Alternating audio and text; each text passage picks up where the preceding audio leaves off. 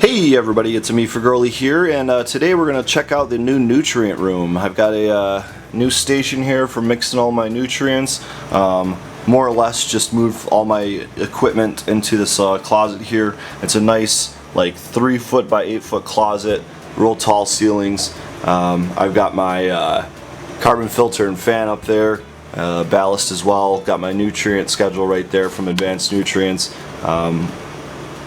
Kind of created it myself really from their online nutrient calculator, plus I added a couple other things on it, but yeah, that's pretty much what you can find on their website. But yeah, I guess first things first, we'll just start with where the water comes in. So I'm gonna get a float valve for this. I haven't done that yet, I really need to, but got our line coming in, so the hose with the water, it's just a cold water line.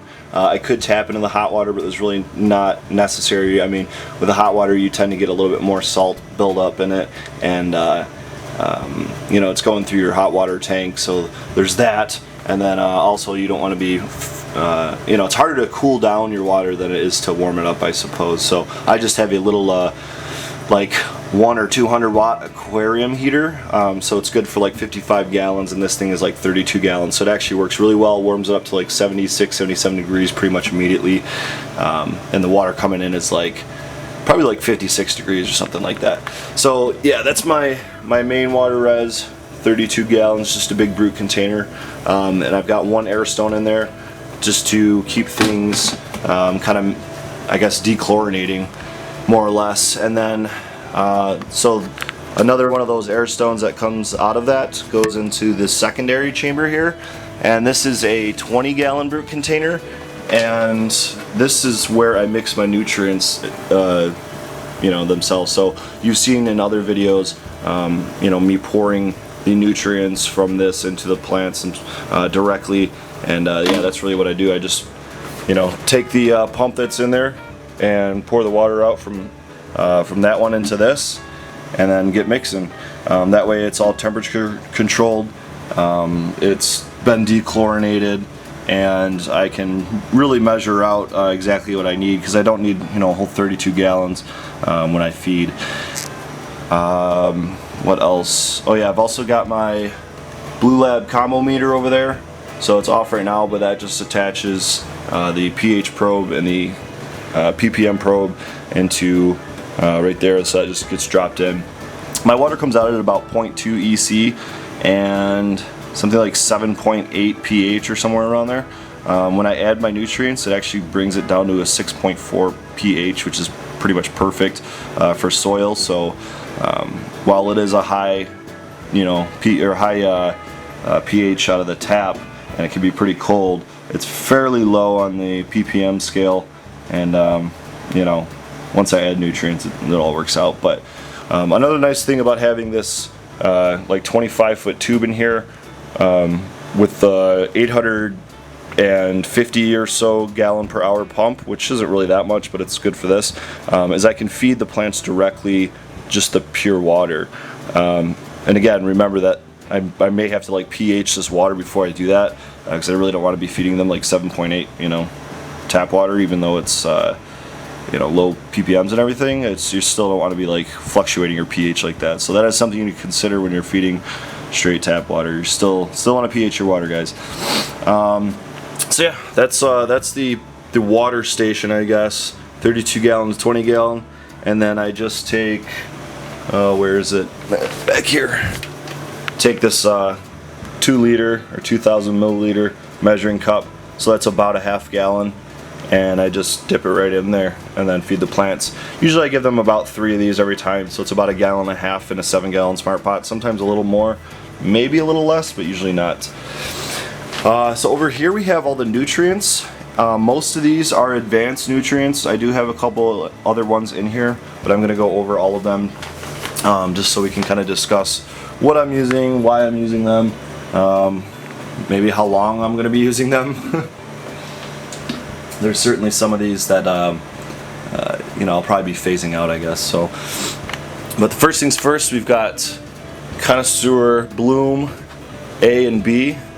So this is your base nutrient, I use Connoisseur Grow A and B as well, but this is for flowering purposes, so we're going to go over that. So there's your NPK values right here, 300, and then you've got you got 2, 4, 10. Like I said, is your basic NPK formula. They used to have Wet Betty, it was called.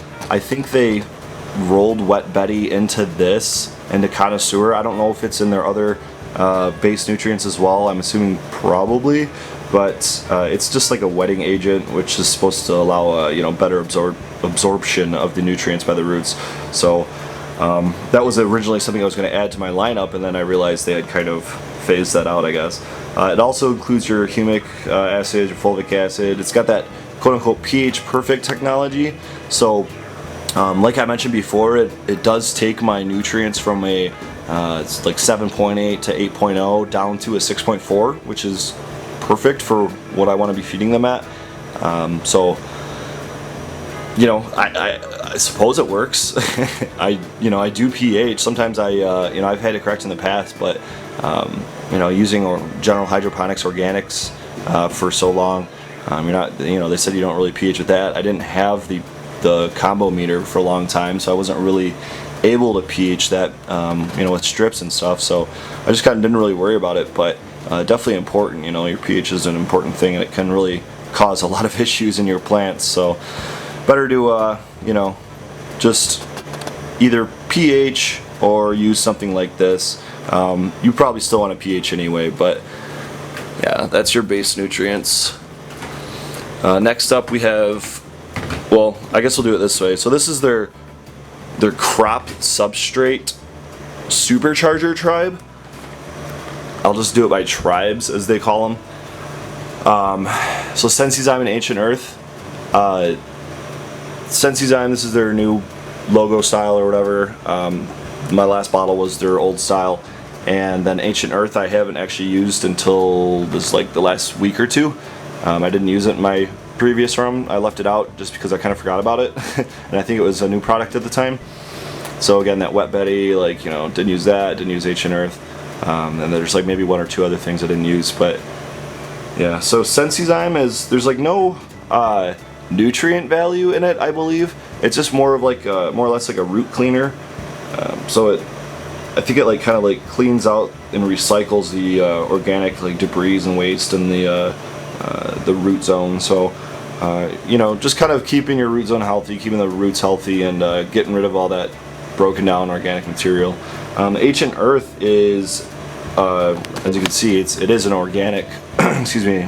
Wow, it says it all the entire way around this thing. It's super organic. One of their organic products, obviously. Apparently, it comes from some quote-unquote prehistoric supplement. I don't know. The marketing, the wording that they use at Advanced Nutrients sometimes makes me question some of this stuff, but I'm not an expert, so I'm just going to share this information.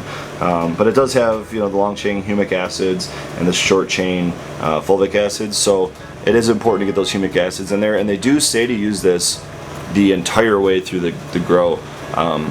So I have been using it in veg, like I said, the last week or two here, and then the flower, I guess you'd use it for the first, until flush, so all the way through. So with the general hydroponics, their Diamond Black was their humic acid, I believe, additive, and you didn't really, I think you only used it the first 2 weeks of veg or something, so it's a little bit different. I'm just gonna go with their schedule, I suppose. But yeah, that's at, what are these at? Oh, yeah, these are at 4 milliliters per liter, right? So they're base nutrients. 1 through 6, it says. Really, it's just 1 through, from the time you flip to the time you flush. They have a 7-week schedule, but there's not a whole lot of strains, at least out here, that are finishing in 7 weeks. So this one, or both of these, I believe, are 2 milliliters per liter during, like you see there, all weeks on the right with the Ancient Earth, and then this is 1 through 6 for Sensizyme. I also do use Sensizyme in veg a little bit, not every feeding, but I will use it every maybe once a week, basically. It seems to help. So since we just hit the 10-minute mark, I'm actually gonna cut. Oh shit, there goes the lights. I'm gonna have to hurry this up, I guess. So I'm gonna cut it here just so the video doesn't chop on me, and then we're gonna go ahead and run through the rest of these nutrients. Alright guys, so we're back with our next tribe, and this is the Root Mass Expanders tribe.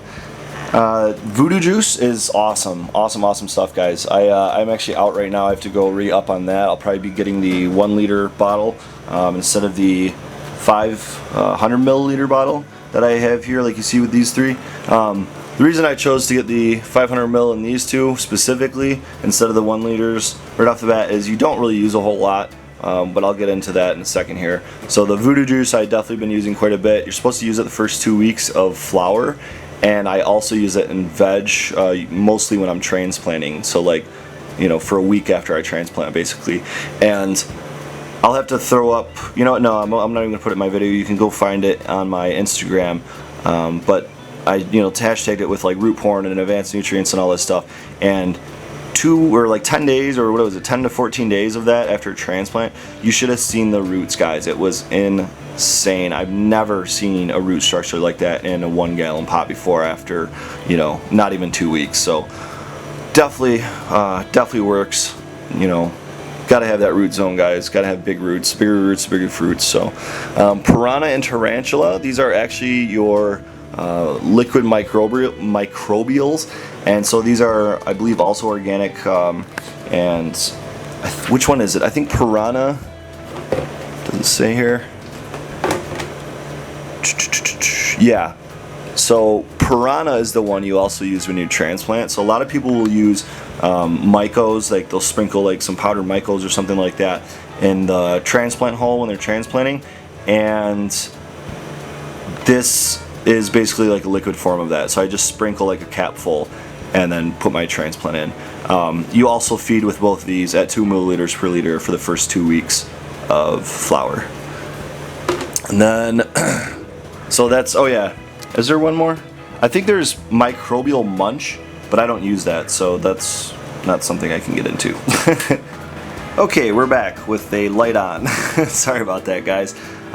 This is what happens when you try to make videos too close to when the lights go off. So we're going to extend their light times by about 6 or 7 minutes today, and then go ahead and shut them off when I'm done making my video. So the next one is our Bud Taste and Terpene Enhancer tribe.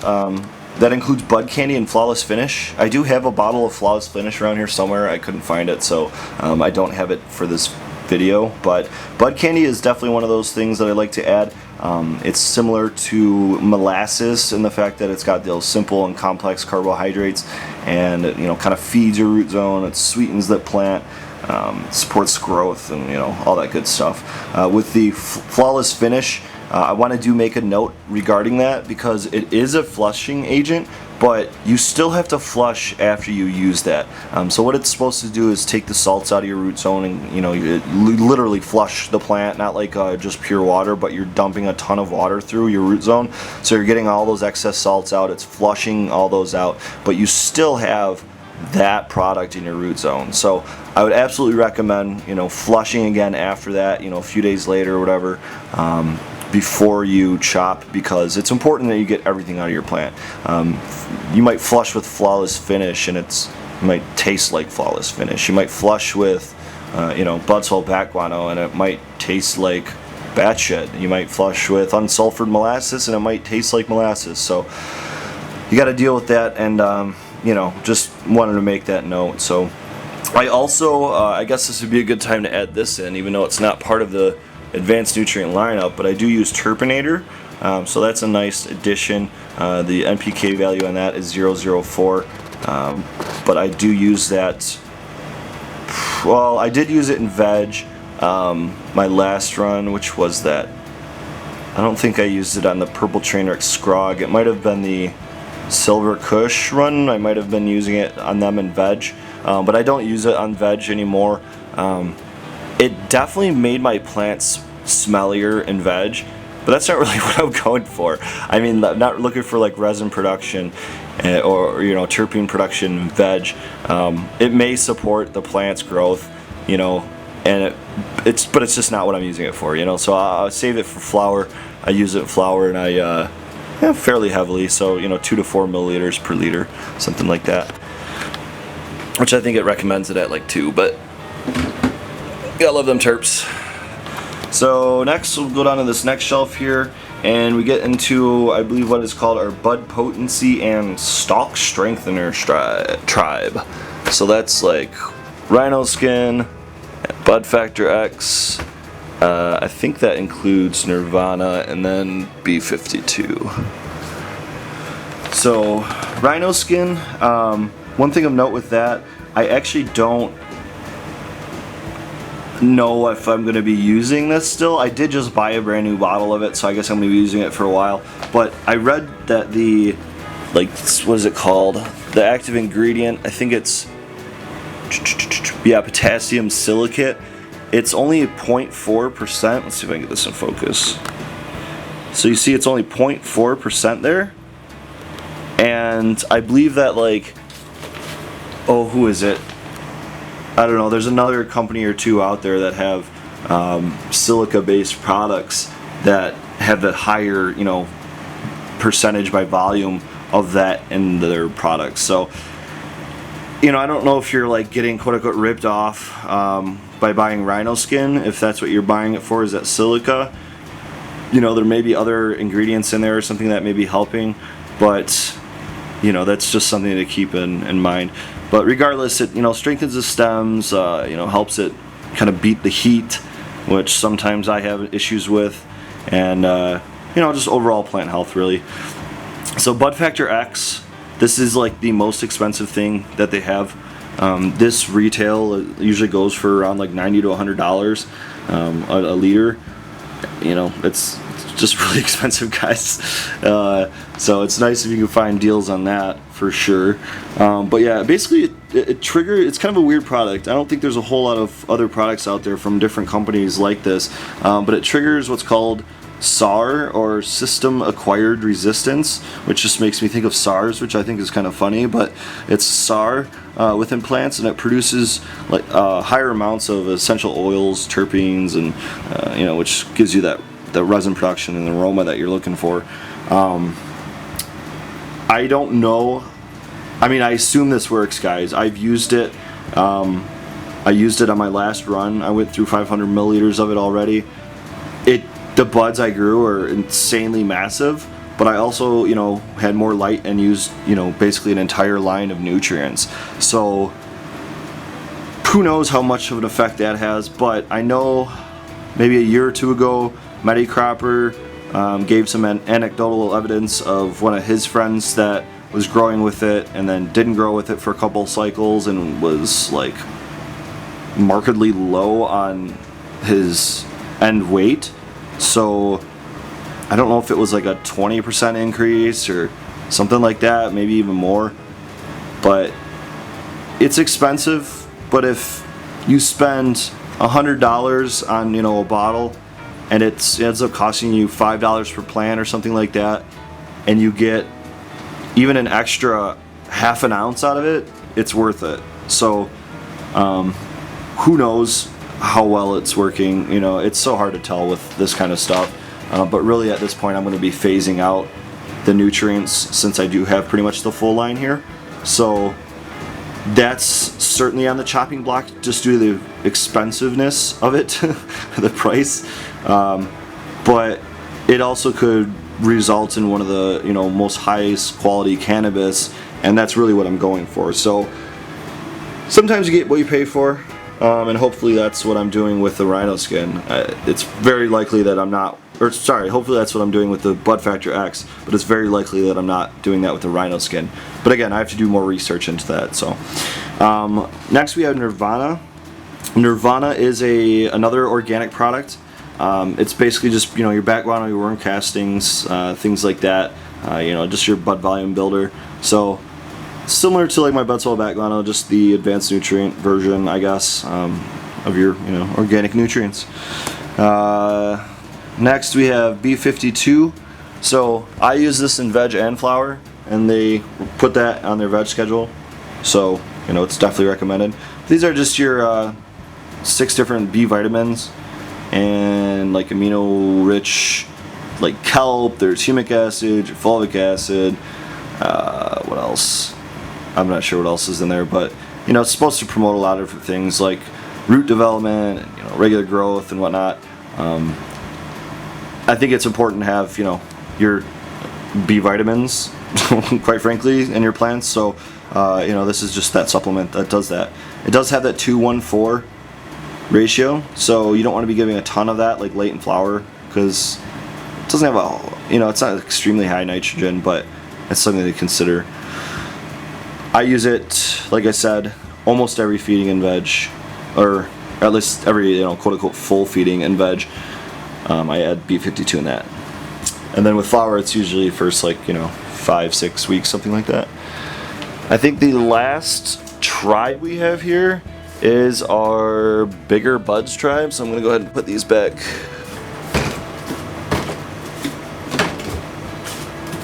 And this is really just like going from bud igniter to big bud to overdrive. That's pretty much how this works. So the first 2 weeks you're giving bud igniter at 2 milliliters per liter. The last 2 weeks of the flowering phase before flush you're giving overdrive, and then all the way in between you're giving big bud. It's really like, it's as simple as the names are. I mean, your bud igniter ignites the buds. I mean, it really does kickstart the production, I think. It says it goes from, like, you know, you see bud development in 10 days instead of 5 days. I feel like that's a really arbitrary number. Obviously strains are extremely different in how fast they bud, but I do feel like this does kind of kickstart it. Big bud is your just base, you know, volume builder and flower. So that's your 0.13 NPK value. And then overdrive is 154. So it's just a ton of PK at the end there, and it really just kind of blasts your flowers or your plants with that extra boost of nutrients. That's it for the advanced nutrients. The last couple things I want to show you are bud swell back mono. You guys hear me talk about that all the time. That's another thing I picked up from Matty Cropper. He uses that. And I use that at pretty much minimum of 2 milliliters per liter. So it's just a nice organic batshit additive. Real low NPK values, 0.01, 0.1, 0.01. But it's a really nice organic additive, and you can add it up to, you know, like 5 or 6 milliliters per liter. And then the last, I guess but not least, is just your pH up and down from General Hydroponics. Had those for a long time. I don't even know if they're good anymore. I can't imagine they go bad, but you know, and I rarely have to use them. But hey, you know what? While I'm thinking about it, let's go ahead and look at what the water says currently. So yeah, 8.2, 8.1. You do get some pH drift. Like I said, it comes out about 7.8. But after I leave it in there and dechlorinate it and add that air stone, it usually does rise a couple points. So we're at about 8.2 right now. There's that 0.2 EC, and the temperature is at actually 79 degrees right now. So that heater keeps it at about 77, 76, 77. But with the room as warm as it is, looks like I might not even need that heater, quite frankly, guys. So I may remove that. So the only thing I don't like about that is that means my nutrients are going to be a little bit warmer. They are in a closet, and I do close the doors for the most part, at least, you know, to cover the nutrients so they're not getting direct light. But you know, it's not completely dark. And I do try to keep them, you know, closer to the floor, obviously, so they're not warmer. But yeah, that's the mixing room, guys. Any questions, let me know. Those are just some nice metal spoons, right, to measure everything out. Your teaspoons, tablespoons, and then that is actually a mixing stick for a beer brewing kit. So I occasionally brew my own beer, but now I'm brewing my own nutrients. But that's it for this time, guys. Let me know what you think. Let me know if you have any questions. Let me know if you have any ways to find a better SD card. I knew that was going to happen. I was trying to wrap it up, but just couldn't get it done. But yeah, so let me know if you got any questions, comments, concerns, all that good stuff. If you have any, I think what I'll do I'll put a link in the description, but I'm going to put my feed schedule up on my website, so I'll just make it like its own page, so you guys will be able to see the entire lineup I'm going to be running for 2015 essentially in my flower room, and for the Pheno hunt, and for the other flowers I'm just kind of randomly got in here flowering out. So yeah, definitely check that out. Make sure you visit that, check out my website, follow me on Instagram, click that subscribe button, guys, give it a thumbs up, and until next time, good luck and grow big.